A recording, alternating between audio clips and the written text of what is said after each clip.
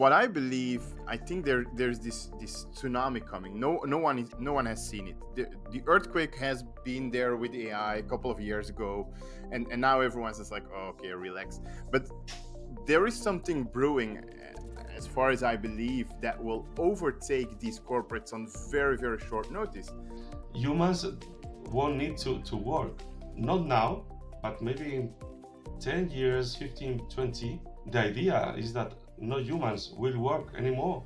We'll have robots, autonomous robots that will work for us, will provide the food. From my point of view, I'm not used to do nothing. Mhm. So it's a kind of cultural revolution that will affect all the society.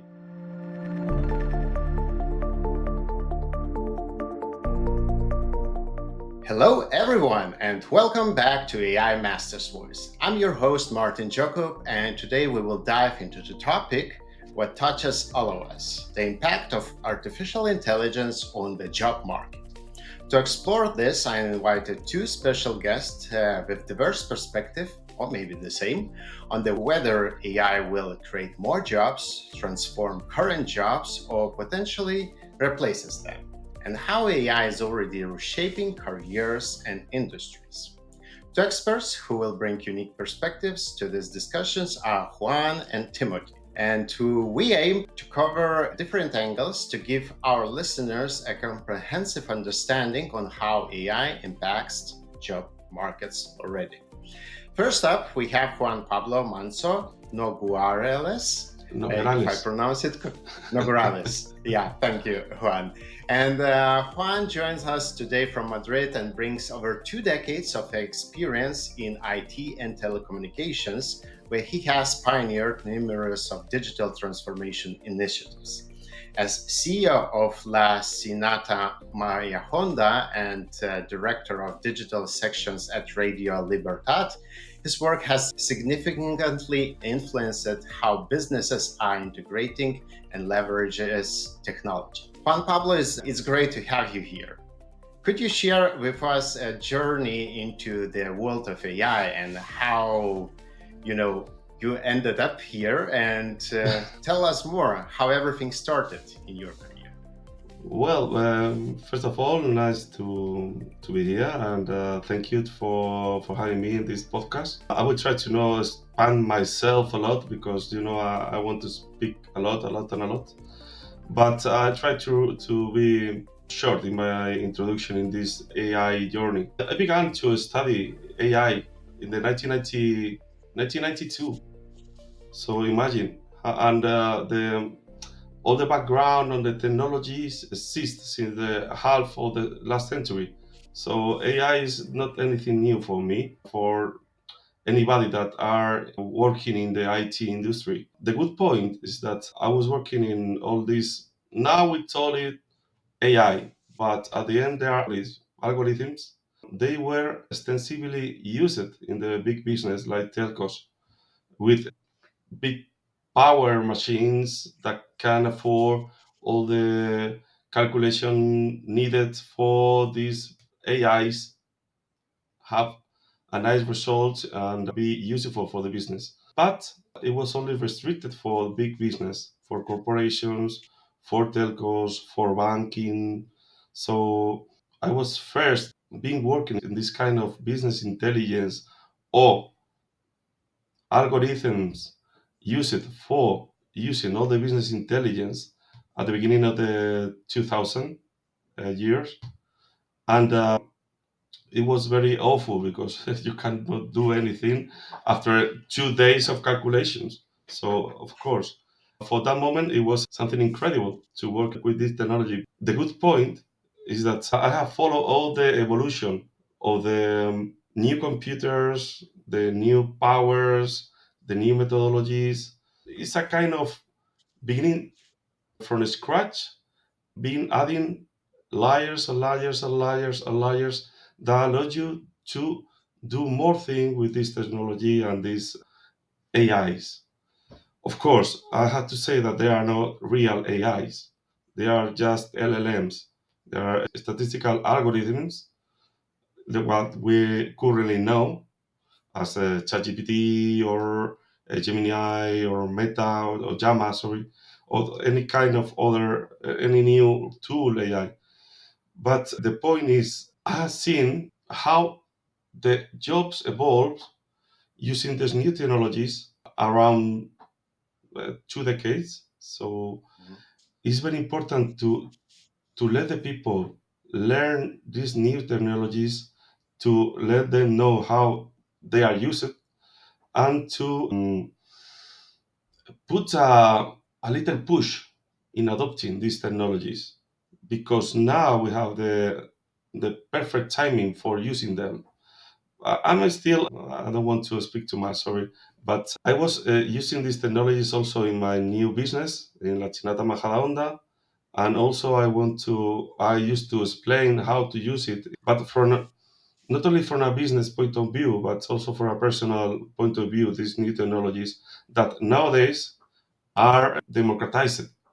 And for me, this is the best point of all this new technology is that in the past, only big corporations can use it because it costs a lot. It requires a very big and specialized team to use it.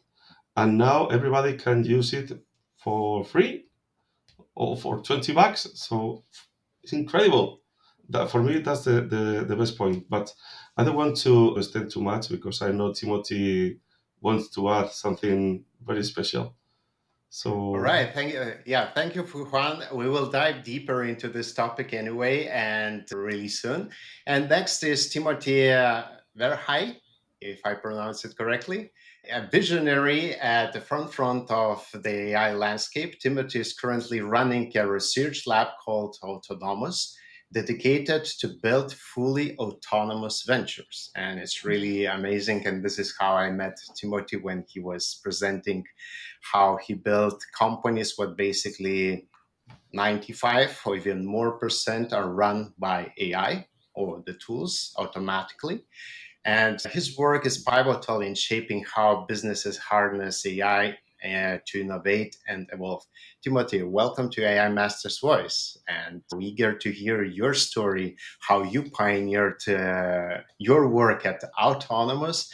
And I know when we were talking previously, when you said when you downloaded half of the internet or a lot of, you created those data sets in the beginning when nobody even were thinking about this, and you were talking about the Twitter and how you gather a lot of information from them and try to create those business intelligent insights from that data. And so please tell your story, how everything started in your in your career.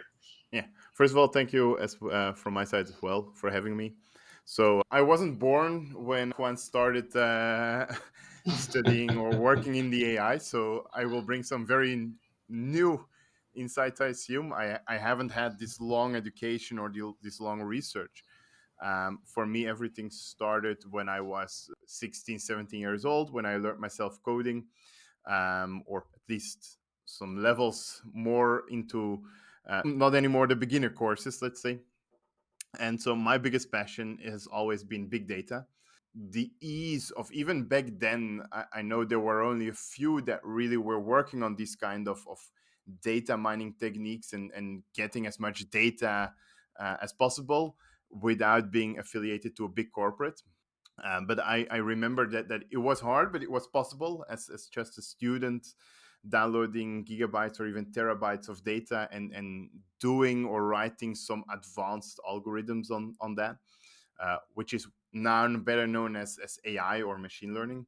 And so from there on, it really started taking off. So I've helped numerous startups going from ID to really fundraising, having had two exits myself, all these kind of things, and always around something with big data, being, for example, in personalization, where you gather a lot as much data as possible from your website's visitors, trying to build these smart algorithms on top of that, so that you can really understand what people do on your website, going to startups in the big data lead generation kind of atmosphere, these kind of tools. So as you mentioned before, and it's the same point as Juan made, nowadays it's really easy to do things with AI. You can do it without being affiliated to even a company.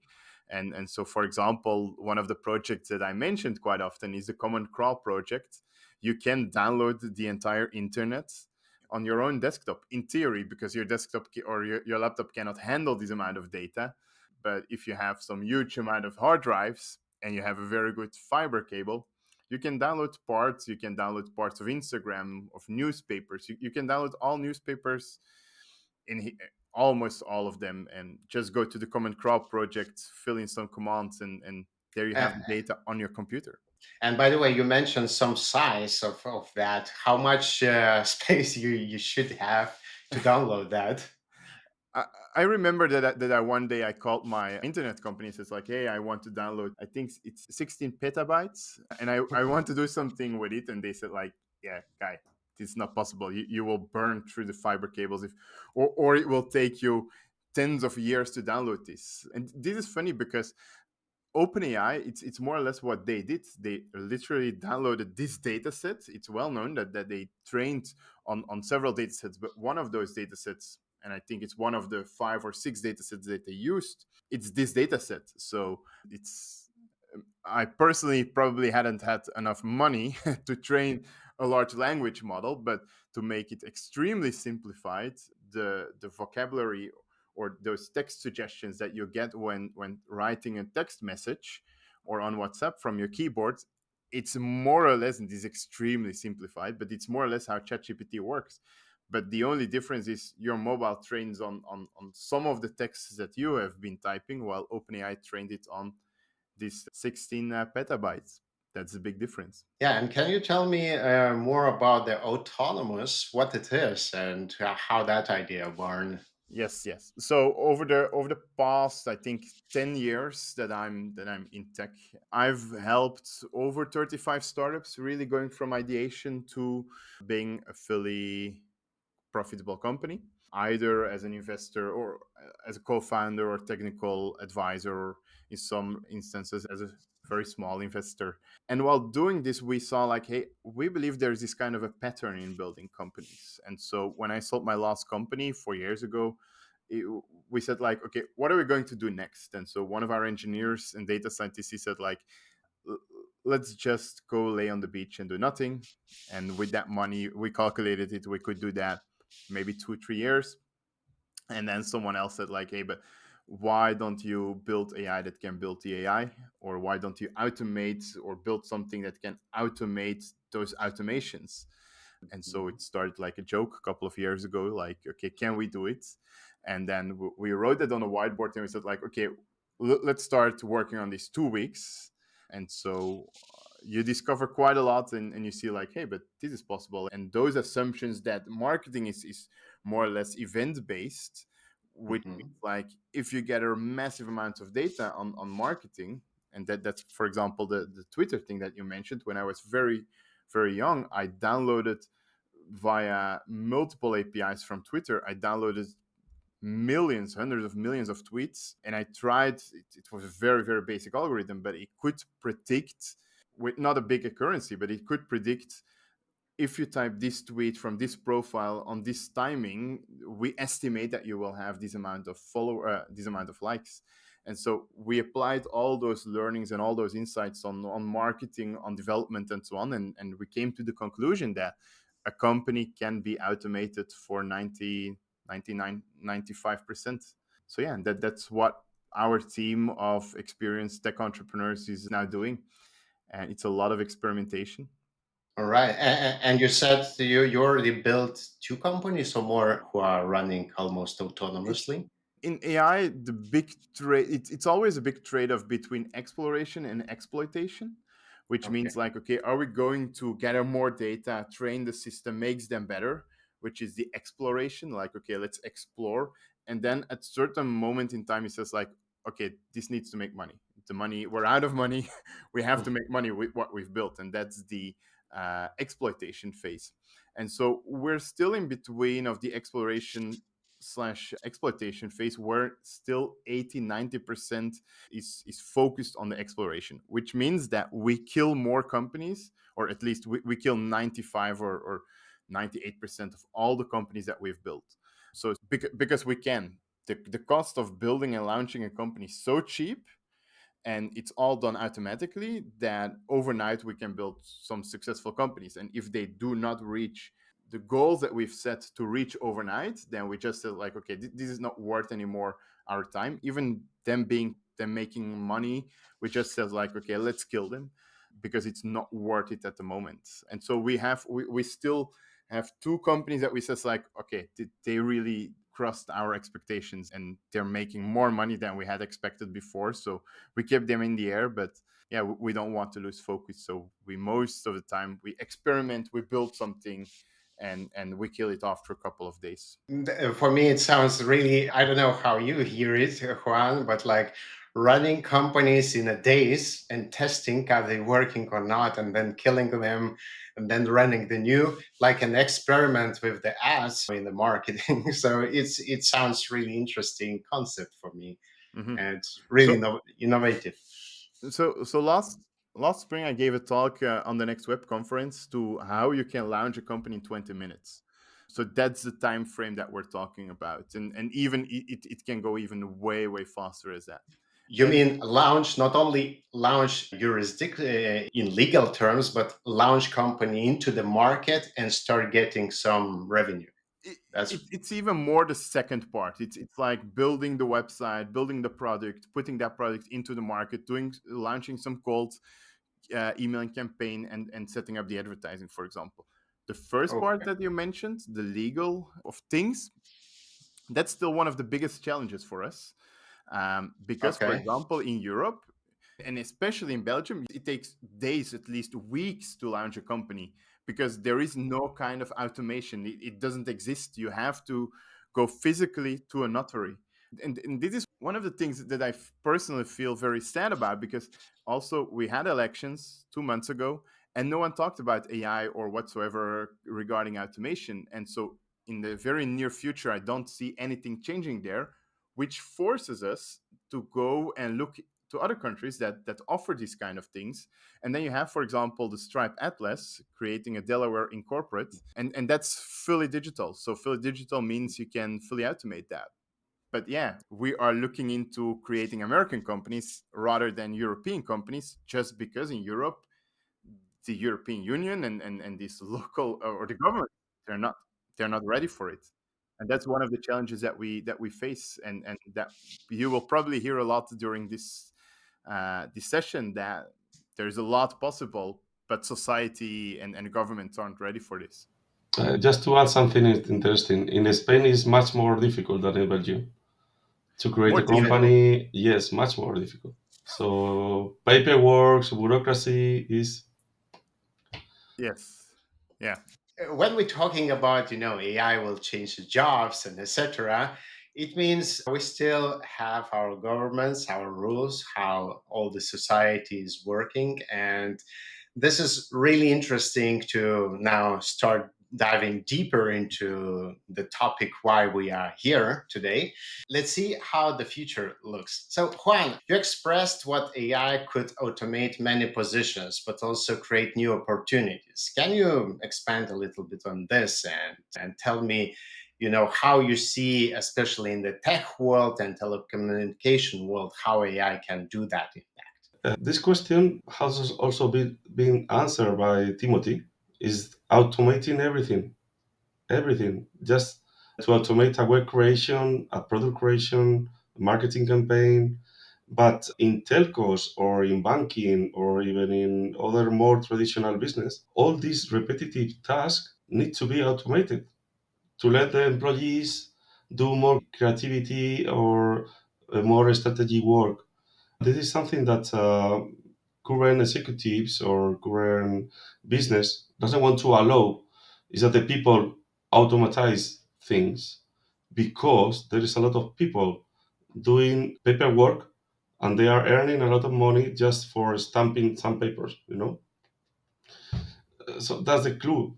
And the people don't want, the business don't want these guys to evolve and to learn and to grow. And that's when AI can help these people, the business, to allow them to automate tasking, repetitive tasks.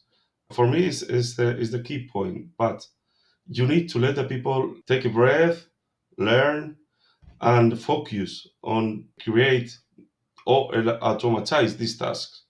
Because the day to day, for me, in even more in big corporations, kills all the creativity and all the opportunity to do these things. And if you create a specific team to automatize tasks, this team don't have the proper background to do the automatization. You understand? So you need to let your own employees to do that. So not only AI is gonna remove, AI is not gonna erase jobs. It will help to create new jobs or new jobs descriptions, because you will need to have all the business background, but you need to know how to use AIs to automatize this business as much as possible. It's why I love Timothy work, because um, you can do it just for a startup. Imagine you can do the same for big corporations. But of course, the problem is very different, because you have different layers of directors, a lot of misunderstandings, big communication. So it's not the same to automatize a big corporation like as an startup. But it's a beginning. So if it is possible to do it in a small business, it can be do the same. You can do the same in big corporation. The only question is to let the people do the things, invest money in their learning, in continuous learning. I think it's something that the people that work in IT get used to do. Is we are always learning new things. So that's why we can adapt easily to the new technologies, so to the new changes, or even to the VUCA times, because we learn how to adapt. We are always studying, are always learning. Of course, I know how to program, to create some programs in COBOL. You know, COBOL, this nice language, it is still working in the banking industry. So come on. One thing to have a technology and what you mentioned, another thing is to have the right mindset in the companies, because you said you started working with AI in 1992. Is it Yeah, correct? Yeah. yeah, studying it, So studying it, studying it. yeah. Yeah, yeah. So, a lot of time passed on, and now we have that technology, what basically everyone can use it. My question is how the management in these companies changed, because the change in, especially in the big corporation, is really Mhm. sometimes unmovable. But that's where the startups are coming, and a lot of these corporations doesn't see a big challenging, like, yeah, okay, they are startups, maybe we will buy them or something. But Mhm. is it true, or should these big corporation management teams start thinking a little bit different, like, hey, this is the time, we need to move now, and etc. What do you think? Well, this is the evolution. The question is that the people like me that are between 40 and 50 and 50s need to reach the top management of this big corporation, because we will bring fresh air and new ideas. That's it is happening.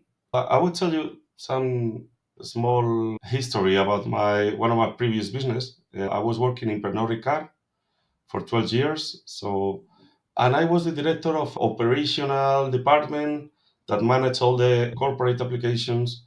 But also, we are always investigating new possibilities, adapting to new technologies. So we don't want to get stuck with the current technology we use. But the main issue is we need the business ask us for the current application to work smoothly and without any disruption. So imagine we only can stop the application for an update over the weekend and at 3 a.m. So imagine. And now all the people get used to restart their iPhones or their mobile when an update comes as soon as they can. So the mentality is been changing since 15 years to now. They need still to focus more on innovation and in technology because there's no business that can work without technology. This is what we will tackle today. Really, it's a really interesting topic too. Yeah, and the people in the past thought, okay, technology is not my core. I will outsource it to an Indian guys or an Indian team that nobody understand. Why? Because they don't understand what is the need or what is the important things that IT do. IT does. Everything runs in IT, and that's why the mindset need to be changed. And it's people are changing, but are running. They don't want to run a lot because they are most of the high executive levels are scared about losing their power or losing their people in their team or losing the budget or even the business card because executive only thinks in their own in the short term. For me, that's one of the worst part in the corporation business, in the corporation world, is that the people think in the short term, really short term, 1 year. And usually on their own asses, like how it will And, impact their own personal ass and just for in the this. bonus. Yeah. So Yeah, and politics, and even more in Europe, imagine, we are like a little UN, also in the business. It's everything. The politics uh, invades everything, every stage, every layer, every productivity setting in the businesses. This mentality needs to be changed, but this change is slow. yeah, and talking about this, Timothy, I want to go to your perspective and really intriguing question what you said, like why we work and what is the nature of work itself. And can you elaborate a little bit on that part? Yes, yes. If it's okay for you, let me first answer or give my thoughts on what Juan said. Yeah. What I believe, I think there's this tsunami coming. No one has seen it. The earthquake has been there with AI a couple of years ago, and now everyone's just like, oh, okay, relax. But there is something brewing, as far as I believe, that will overtake these corporates on very, very short notice. For a very long time, as what Juan said before, only corporates had the resources, had the talented people to do things like building those marketing and those automations and these kind of things. Small companies were not able to do that, and that's why the big fishes still are the big fishes. As more as this process becomes easier and easier and easier to do, I believe that there are startups, there are companies that will overtake some corporates on very short notice. And to give you an idea, there is this in the Netherlands, and this is one of the use cases that I quite often use. Everything regarding insurance, it's so fixed in Europe and in Europe or in Belgium, in the Netherlands. You need licenses on top of licenses on top of licenses. Bureaucracy, yeah, it's really, really a shit show. You cannot start something within the insurance company, and it's not you need the licenses, but there is this walled garden, and it's for example like the Apple ecosystem. The walled garden means like, okay, you have the Apple Watch, you have the iPhone, you have an iMac, you have the MacBook Pro, so you don't buy an Android phone because it just doesn't work with those other things. That's the concept of the walled garden. I know in Belgium, the big insurance companies, they block out all possible competition. It's a monopoly. And it's a monopoly because they keep each other in stand. Now, in the Netherlands, you have this, and that's the reason they don't need innovation because they don't care. No one can do something within the insurance company, in the insurance atmosphere, because they just block out all possible competition. But now in the Netherlands, and you have this company, it's called Lemonade, and I think they maybe come from the UK or something. What they said is like, okay, let's just disrupt this entire market and industry because they are a tech company. They launched their own fund behind it that can cover insurance risks. So, one of the issues in Belgium, for example, to be an insurer and to provide insurance services, you need to have the financial backing that if something breaks, you have to come up with the cost. So only the big financial companies or the big financial banks, they can provide such service. So but Lemonade said like, okay, but we can calculate as a tech company, as data scientists, we can have this rough estimation, and we don't need the billions of dollars ready for claims. We can just start quite small. And so they're overtaking because they do not follow the insurance, they follow the regulation, but they don't follow those rules that have been set for over centuries. Like this is how you do insurances, and it's a mobile app. You can just right from that app you can manage all your insurances. It's wonderful. It's like these big insurance companies in Belgium. They're not going to follow because hey, who gives a fuck about arranging your insurances on a mobile phone? And even if you want that, no one can build it because you need our permission, more or less. And so that's one of the examples that you will see. And I believe because it's easier and easier to build these successful companies nowadays, AI can build these companies. Imagine it's not anymore about like, okay, we have to build a mobile app and these kind of things. No, let AI do all these kind of things. And I believe that those big corporates, they're really, the ground under them is really shaking because all the buying power and all this power that they always have had, it, it can vanish overnight in theory. I believe that there's a lot of things coming over there. But before we can have this, or before we have this debate, we should ask the question like, should we have this debate? And that's then when I come back to the initial introduction that you made. Like with our company, it started like a joke. Maybe with all due respect, yeah, it was a joke. Let's just summarize that it was a joke. Um, but the big question is, our goal is not to disrupt jobs. Yet the first question that we get from everyone, it's like, hey, you will disrupt my job. And it's like, we're having this wrong discussion. Why do you have a job? Oh, I need the money. And then it's like, yeah, but that's the I need a job and I need the money. We should really put that aside from each other.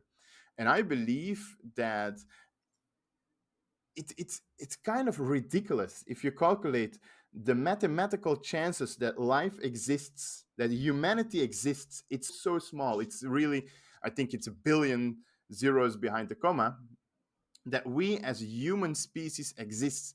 Yet what do we do with that opportunity? We go from 9 to 5 all day long stamping on these papers like this is what we like to do. We have so much potential as human species, yet we waste 99.9% of this potential. And that's why I like to ask the question, should we work? And for example, I don't look at my job as work. I'm playing. It's like a child at kindergarten that we can say like we play around with big data and we look at machines and we says like, hey, that's a good idea that you have. Let's just look what we can do with those ideas. While I look to so much of my friends and family that they they look like it's almost 5 o'clock, so my life can start, but the evening is already started. And that's what I personally believe it's the biggest shame of humanity, that this is how we plan life. And that's where AI can come in, and we're talking like, okay, AI will disrupt jobs and AI will maybe create new jobs, but the biggest question is we're debating on something totally obsolete. I believe that if there is, for example, this universal basic income, and we can have conversations about that for ages, we only in those situations we can come up with really our potential, like poverty, like climate change. Like there's this very interesting story about climate change where you have Facebook for a very long time had a more or less kind of an airplane division. It's not an official airplane division, but they built airplanes, they flew over the desert to provide nomads with internet access. It's a very wonderful story from a non-profit kind of perspective. It's like, whoa, we provide everyone internet to everyone, and if there's an emergency, they can call, and these kind of things. That was absolutely not their purpose. Their purpose was, or the answer from Mark Zuckerberg was, it's the only way how they can turn more customers towards Facebook and how they can sell more advertising, because everyone that is connected with the internet has a Facebook account. And It's they want to connect with others. Yeah. so we only solve these kind of issues out of an perspective like, okay, how can they make us more money? And if you go with that capitalistic view, yeah, the only reason or the only point that we will solve climate change is when the world is burning so hard that half of our planet is burning. And then maybe we just like, nah, maybe we should spend some money, because then we can put more people, we can build houses there, we can put those houses in rent, and it will earn us more money than it costs us now. And that is something that really, really has to change, and where I really believe that AI can come in, not to disrupt jobs, not per se to create new jobs, but to push the humankind forwards. That's really, really where I see that AI is and should be heading towards. So basically, it's a shifting our understanding about job not to work for money, but work for a cause or work for something what matters to us. Yes. If you look at evolution, so my biggest passion besides all this kind of big data has always been history. Read quite a lot, and you should look about AI like these first these kind of firestones where humanity came up as a caveman, and we've built these very first simple tools like an axe, like these stones where we could cut through animals and these kind of Mhm. things. That is what AI is. And so yes, back in those days when agriculture existed, we could say like, oh, this disrupted millions of jobs. Absolutely. But we as a human species became better. And that's my biggest answer to the question, like, okay, is AI disrupting jobs? Yeah, absolutely. But why in the first place do we have these jobs? And Juan, what's your perspective on this? Yeah, I totally agree with Timothy. The question is, in our current world, we need to Mhm. we need money to do things. So, Yes. uh, but of course, you have a view, you have a business with a good view or a cause or a social cause. Let's go for it, because it's not needed to fix anything in the world in one shot, Hmm. but begin fixing all your closest environment. Okay. So you need money to help your neighborhood, for instance, Hmm. then the people in your town, then the people in your region. You can Absolutely. you cannot fix all the world together. So let's Hmm. go step by step, of course. And for that point of view, I will let you know a small chat I have with a lawyer that told me, okay, I want to implement this AI.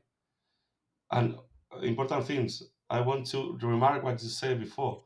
AI is just a tool, and the new humans will need to use these new tools. Okay, as always, the wheel, the fire, the arrow, whatever is new, is needed, and it's gonna be used by humans. But I will let you know what the lawyer told me is I will need to implement this AI to fire 30 people in my work. And I Hmm. say, no, no, no. Why don't you teach them how to use these new tools? And instead of having 15 jobs per month, you will have 500.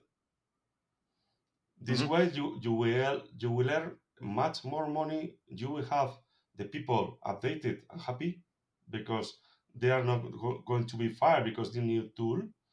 And well, in this case is a lawyer, and you know that we need to provide work to lawyers, because if not, they will become politics. So we need, Hmm.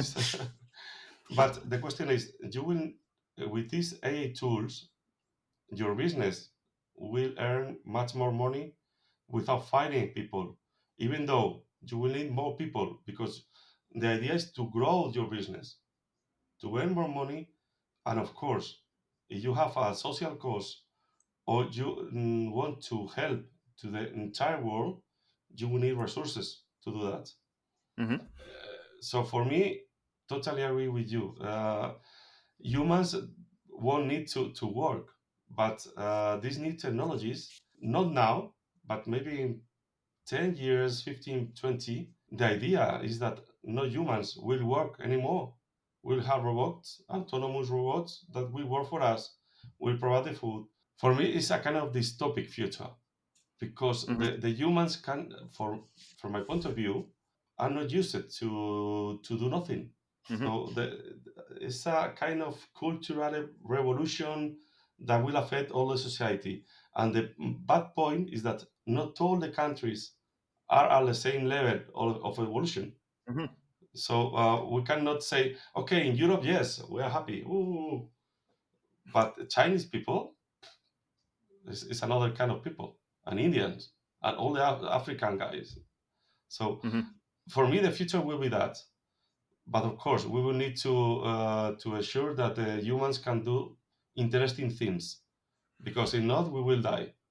I guess Hmm. it's kind of future in Matrix that go this way, and the people in Matrix say, "Hey, no, no, no, we build perfect world where everybody is happy, and we lose a lot of people because they suicide Hmm. themselves." So imagine, it's a real change. The point is that we cannot do it in a one shot. We need to go step by step, helping people, helping our closest environment, and growing, growing, growing to help more people.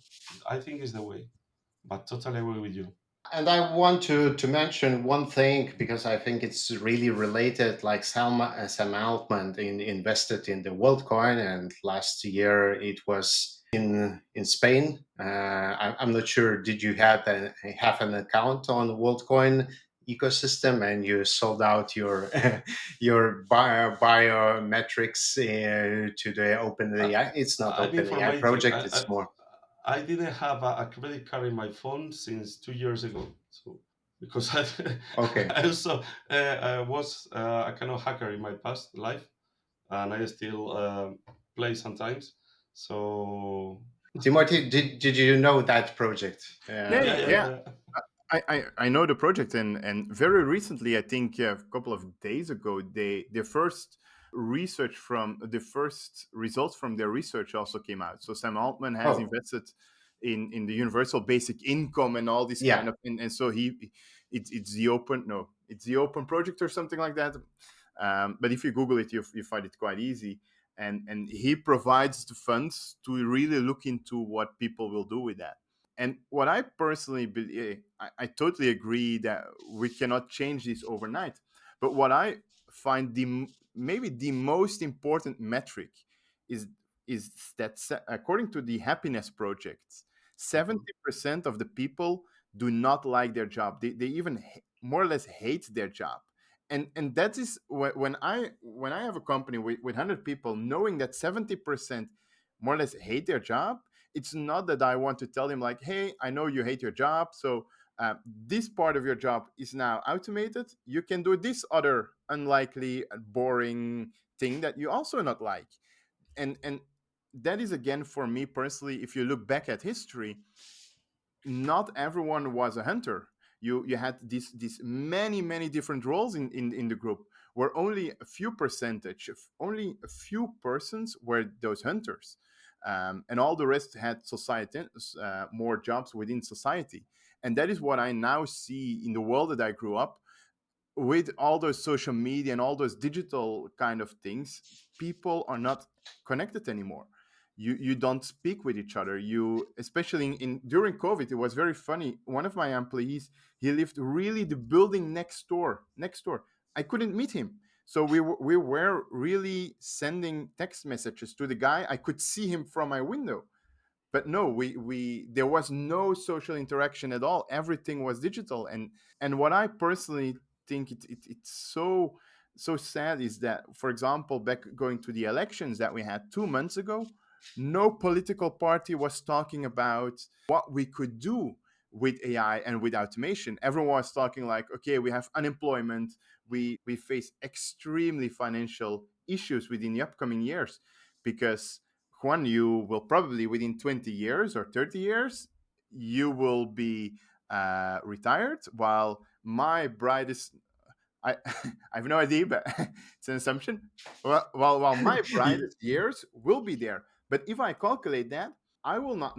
The chances that I maybe can retire are very small because there is no more money, and so my personal and I really had to deep dive and do a lot of research, like what are all the political parties' visions and ideas regarding AI, because I really looking forward with AI. You can solve many of these issues. To summarize, it cannot change overnight, but we do not see, for my personally, we do very few sparks of setting this trend into motion. It's like so many, and especially the politics. And one of the biggest issues there is indeed it's a very short period. In Belgium, you're elected for 4 years or so, which means that you only look towards those 4 years. We're world champion in being the longest, being the country with without a government for the longest periods. I think it's on average it's a couple, it's 6 months or something, maybe to a year. So when they can start with their job, they're almost in the second year of those 4 years. So like when you really see change, it's it's almost time for new elections. So what you want, very short notice results that you can brag, and that you have the bragging rights. So like, hey, we did this, but we really need to think on the long term. And that is something that really has to change. Otherwise, one of the biggest questions that I have is, we're now having these tools and this technology, and the big question that lays ahead of my generation is, will it end in a dystopian or a utopian world? And currently, if inaction is no action, it's the worst kind of thing, and we're just enacting like, hey, look at this, and I believe it will result in a very few persons that have all the power, which looks like a dystopian kind of thing. So that has to change, and I believe that's, for me personally, if you look at a company, it's not like, hey, we're going to give you another job. The question is, that lawyer, what he should do, in my opinion, is, okay, train two, three people that really are interested in those automation, train them, and those seven other people, it maybe sounds totally ridiculous, but do your thing, do whatever you like. I'll keep paying your job, but make sure that you're happy, because if they are happy, everything will change. That's the best marketing that you can have. If I personally give back to the local communities, when my father, he organizes this kind of cycling mini Tour de France for 8 to 12 years old children over the summer, we sponsor them. And there you see those parents, they're so happy, and they look back at us not as the evil company that's destroying their jobs, but as the company that gives opportunity to their children. um, and that is what I personally believe we really need. People, if they are happy and they like what they're doing, they're creating the biggest value any entrepreneur, every country can dream of.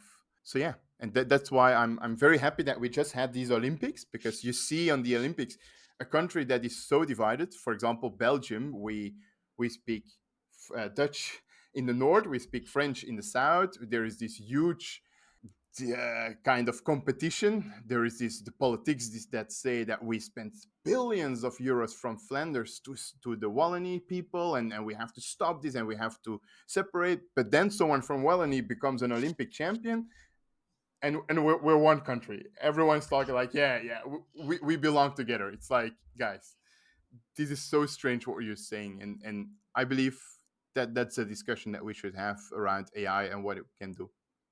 And another thing I would like to add to talking about this lawyer's situation, and I think we missed that part. Your company, as a lawyer company, can help not 50 clients, but 500 clients. It's 10 times more. with the Mhm. same expenses or even less expenses. So, and you, anyway, you will earn more money. So, those people who are inside the company, they will be more wealthy. Of course, if you share part of that value, what your company is creating, and you can help much more people around you. So, it's not even about how much we will spend or how much we will earn, but how many value you will bring to the market. Hmm. Because I think this is also a missed part, what we should tackle. Yeah. Yeah, I want to add one little thing about that is that the LLM models are quite good for managing big amounts of information.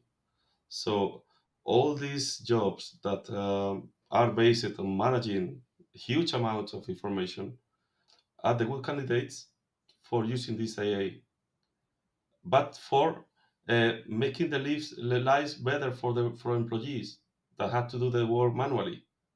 So imagine investigating a lawyer's database that not all of them are digitalized. So imagine the idea. So you first need to digitalize everything, and after that manage all this amount of information. But this will ease the job of these guys, and they will be more productive, and they will be focused in more valuable tasks or jobs. So getting clients or dedicating more time to the clients. So it's an example. But to be more empathic or more humans at the end, because all these repetitive tasks can be done by an AI.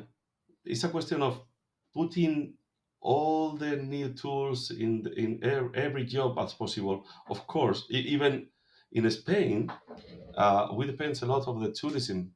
But you can imagine one of my employees, one of my business, from that, well, there is a lot of foreigner people that come to the shop to buy olive products, olive oil products, or cosmetics, or whatever. And most of them are Chinese or Japanese. So once I teach her, okay, you have ChatGPT, translate for what idiom? It's magic. So Hmm. a business that cannot be done in the past, even in this face-to-face work, can be improved by with the AI tools, and it's Oh, cheap, yeah. it's free, it's democratizing of the AIs. And one point I want you to think about it. There was a big corporation that regret a big contract with Microsoft in the adoption of Copilot. Why? Because it is still not well integrated in everything. They don't see how this new technology can improve their work. But this is in the big corporation. The good point is that most of the people are using the AI tools for the day-to-day small tasks, and they will ask for these AI tools in their jobs. So it's a change that comes from the bottom to the top. So for me, it's a complete revolutionary tool because the management don't know how to do it, don't want to do it, don't want to spend money, but the people will force this change. So we will see nice changes in the following years. Yeah, it's really interesting what you said. Usually, the change was coming from the top level or from the management bottom, but now the change is coming from the bottom up. And managers who were used to, oh, now we in control and it works perfectly. Now they see, oh, we need to change. We need to think about it. Remember that all other revolutions that comes from the bottom will succeed. But Yeah. still, adoption numbers for these kind of services are extremely low. Personally, that's one of the questions that I have. If you talk with insiders, people that are technical or people maybe even more digital, yes, but still, we're just talking about percentages of people that used ChatGPT and so on. In my family, for example, my father has never used it. He doesn't know. He doesn't even know what it is. He read it in the newspaper. As far as I asked him a couple of weeks ago, but he says like, I've never used it. And so if you look at those adoption curves, it's very very low. So it's a big assumption. We cannot forget that not everyone is using this. Not even half of the people are using it. It's again, Oh, I yeah. think in the UK it was a couple of percentages that people that really are using that. And what do you mean by using that? Open it and try to use one prompt and didn't get the right result, and they said, "Oh, it doesn't work." And Hmm. using like they understand what to do with that tool and what they can achieve It's with that tool. So yes. So the report that I read was not even about using it in your work. It was like how much of the percentage of the people has ever used it, and that was very very low. And you also see okay, ChatGPT was one of the companies that grew the fastest company ever to reach a billion or a million users or yeah, something like that. 100 million, I think. 100 Yeah. million, but it dropped right after that. So it was a hype. And that's also one of the things that I see, the amount of people that are using it, it's quite fair, it's quite low. And to come back to that point, me personally, I learned myself coding all I've never studied in school or whatsoever. Everything that I learned it from Google and YouTube. And so, especially as a developer, before ChatGPT, you always Googled every error that you got. And if you had Mhm. that error 10 times, then you probably, I remembered like, oh wait, I got that. I tried those first five links from Google. Those didn't work, but the sixth one worked. So I skipped the first five and I clicked on the sixth one. And that was what programming was before. Right now, it's even easier. I'm so lazy that I just can ask ChatGPT or Anthropic, like, hey, this is the error. Remember, what should I do? But those tools, personally, those tools were available for the last couple of 10 years. I grew up with Google. So everyone and everyone, so many people ask me like, oh, I also want to learn to code, and I also want to be a self-taught kind of this or musician or whatever. And I always said like, open Google or open YouTube Go and to YouTube. look up a Yeah. video to play the piano. Everyone can do this, but we don't see that change yet. So I'm really curious about what is going to happen regarding the chat gpt. And to come back to the point that I shared previous, um, in Belgium, where with 10 million people, half of them are maybe eligible for work. So let's just say 5 million people, but 500,000 people, imagine this number, 500,000 people are long-term sick, which means burnout, not able to work anymore. This number is so staggering for me that it's not a matter of personally like, okay, hey, we provide you with new tools, we help you to become a better lawyer or a better accountant or whatever. Things really has to change dramatically on the root cause, I believe, or I assume, because we see so many people falling out because and this now, and that's one of the biggest topics that we're having in Belgium. You earn, we're the country with the best sick leave kind of regime or kind of thing, because the difference between working and not working in Belgium, it's merely, depending on how you look at it, somewhere between 50 and 500 euros a month. So having a burnout costs you, because you still get the money, somewhere between 50 and 500 euros. And I see, or we see so many youth and so many people just saying like, hey, who is the idiot? I'm working for just in the end of the at the end of the month having 50 or let's say 200 euros more than that guy that's always partying, always in his jacuzzi, um, and not working. And those examples that I just gave you, those come from commercial spots on our national television from the Oh, health kind of kind of companies, from the insurance companies, like, hey, have you checked if you have a burnout or not? These kind of promotion are actual on our television, just to give you an idea that those are the issues that we first have to solve. And I don't think it is like, hey, here is more AI, now do your job and don't complain, or we will give you another job.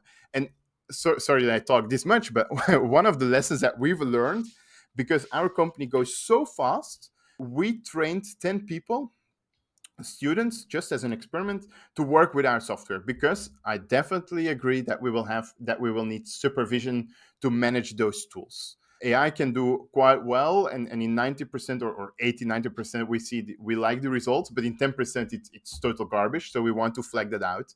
We want to improve our systems. And sometimes those 10% can break your Yes, business at all. yes, So absolutely. And so we still have humans to look at those cases and to experiment with it. So we hired 10 students. We said like, okay, hey, this is how everything works. But the company and the AI goes so fast that every time they came back, they worked 2 days a week. They were outdated regarding last week, and so they came 2 days into the office. The first day was lost because they had to retrain themselves, and so the second day they really understood what was happening. It's like, okay, this is how it works. And then if they had vacation, or they needed to go to the university, or this any particular reason, they just lost an entire week. And so the AI is going so fast that we stopped, like, okay, training people to use these kind of tools. It's extremely difficult because the tools are going so fast that we have to come up with other solutions. And then you look at people that are eager to learn. That's one of the biggest skill sets. I don't care about diplomas or courses or these kind of things. The one skill that I'm looking for is how eager are you to learn? Because if you're extremely eager, and one of several of those 10 people, after school, during university, whatever, every evening they checked and they said like, okay, I want to be prepared because I will not lose those 2 days. I want to be the first hour that I'm back in the company. I want to be productive. And so that is what we really have to train. And that's also one of the challenges, because entire internet boom is making people lazier and lazier and lazier, while we need more productive people as ever before. And yes, one person can probably rule an entire law firm with AI, or even no person can do it. But that person has to be very, very trained, very eager to learn, and really following all those trends. And if you're that person, please email me, because we will definitely hire you. But that's another topic. So we come up with. I'm not saying it's the end. I want to tackle one topic, but if we say what AI will change our jobs, Timothy is already looking for people, not AI, Absolutely. and people who are eager to learn. And this is Mm. really an important skill, I believe. One thing I want to tackle, and one topic I want to tackle, because at the moment we were talking, let's call it white collar jobs, yeah, when people are sitting somewhere in the office and etc. And a lot of people who are, let's say, working offline, or they think AI won't touch their worlds. And I want to talk about, traditional industries, and how, for example, agriculture and construction businesses will adapt AI. And maybe we can, I don't know, Juan, Timothy, who wants to give I your perspective? I just want to give you one example why it's total garbage from my point of view. If you read the news a couple of 5 days ago, the first city in Texas was entirely 3D printed. That's it, Okay. mic drop. If that can be done, the entire city being built, an entire village being built just purely by 3D printing, everything is possible. And I saw this ad somewhere when ChatGPT boomed, and like someone built an advertising. I'm not sure, was it real or was it generated by AI? Anyway, what it said, ChatGPT, can you build this? And now we can say yes, it can. And it can fully build buildings and build cities. And maybe, Juan, you can come up on your side. What do you think from agriculture, construction, and more traditional business perspective on the jobs Uh, and AI? there is a lot of opportunities of using these tools. They were using machine learning or deep learning also for construction materials to see the resistance, or to predict or to foresee if they are gonna be good enough.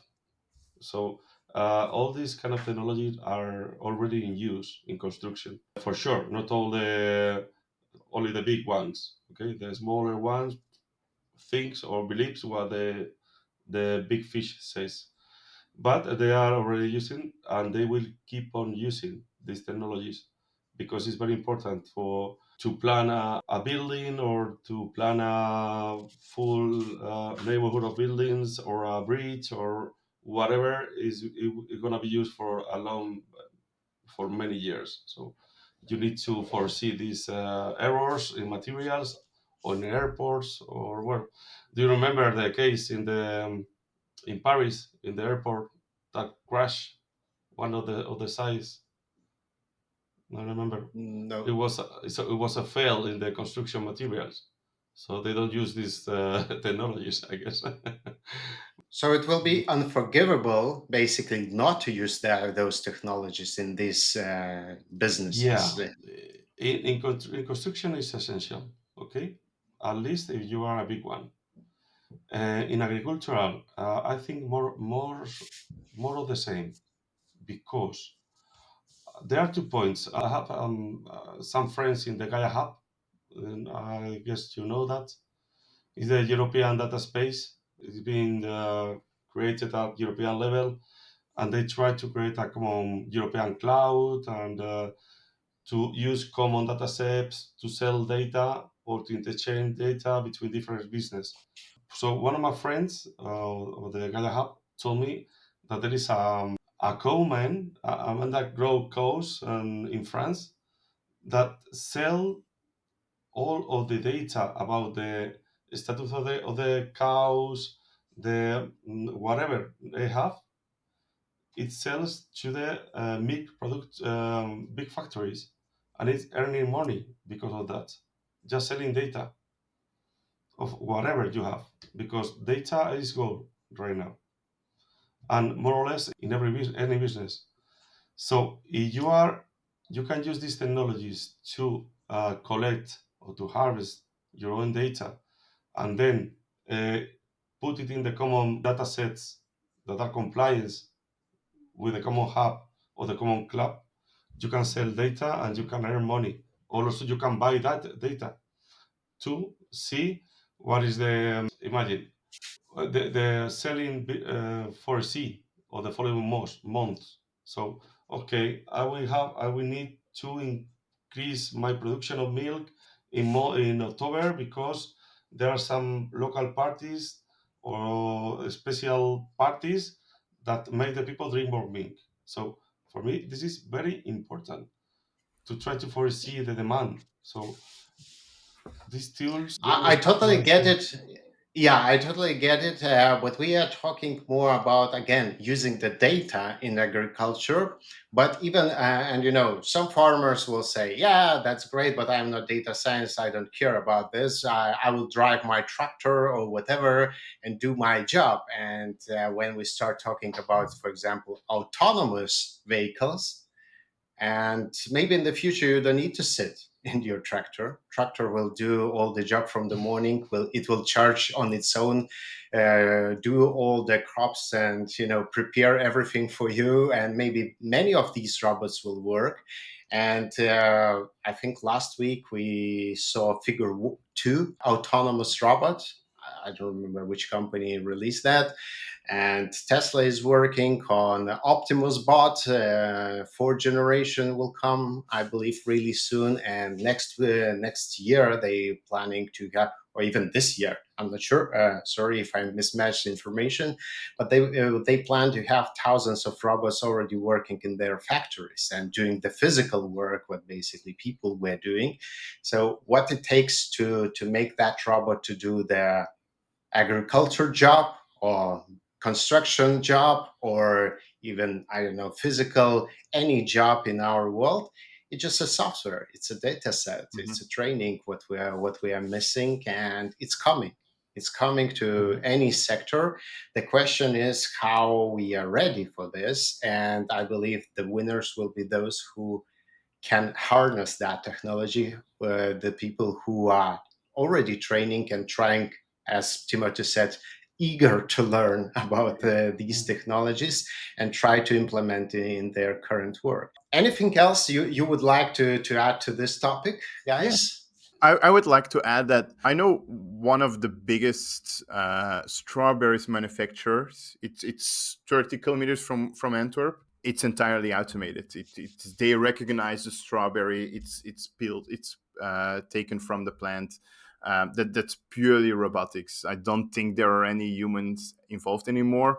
One very very interesting reason is, and they published a lot of documentation about this, is Mhm. for a long time, because it's a very intensive job to do, and so strawberries only grew in spring or something, and so they flew in people from all over Europe to harvest these strawberries. For example, a lot of people from Spain. But because the salaries are raising all over Europe, they cannot find cheap labor anymore. And because of strawberries are relatively cheap kind of thing, it doesn't make any profit. They didn't make any profit anymore, and they couldn't find people to work on the farm. So the CEO, he says, like, I don't want to automate this, but it's my only option. It's choosing between automating or closing Or my factory. Very very interesting insight, that was the reason why he says, like, let's automate. The reason was not that he says, like, oh, I can fire everyone, and I can do this with two people instead of having these 100 people coming from all over Europe.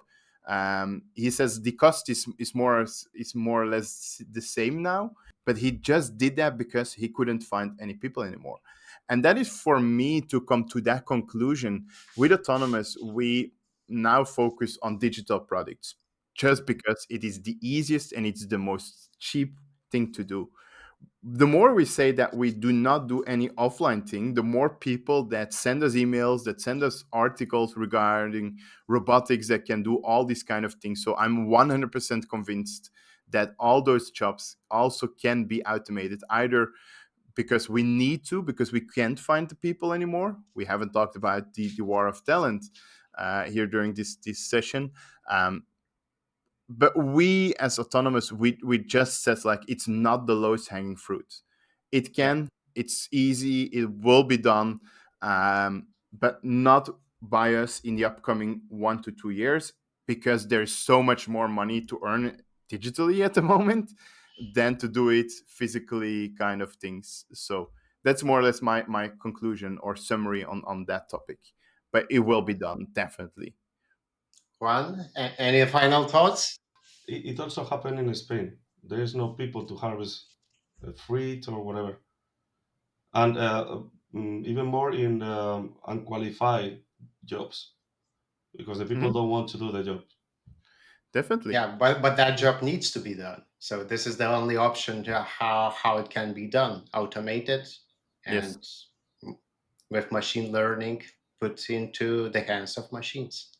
All right, guys, thank you very much. And, I believe this discussion could go on and on for hours, and we will find out different point of views on different perspectives. But it's clear what AI effect on jobs is complex with both good and challenging aspects. One is important point stands out what AI is now part of every job, I would say. The best approach is to welcome it. Everyone should learn how to use AI tools in their daily job. And, think of AI as a helper, what makes us better at our jobs, not just as a tool what replaces us and tasks. By learning about AI and using wisely, we can improve how we work and find new ways to be creative and efficient. And thank you, Joan and Timothy, for sharing your knowledge with us today. Your experiences and views help us understand how to be better, adapt this change. And to our listeners, I hope this episode encourages you to look into AI and think about it, what it can be part of your work life and even daily life. Embrace the change and educate yourself about new AI technologies and think about how to use these tools well and effectively. Thank you for joining us on AI Master's Voice, and don't forget to subscribe for more discussion on how AI is reshaping our. And until the next time, and keep exploring the potential of AI. See you soon. Cool. Bye. See you.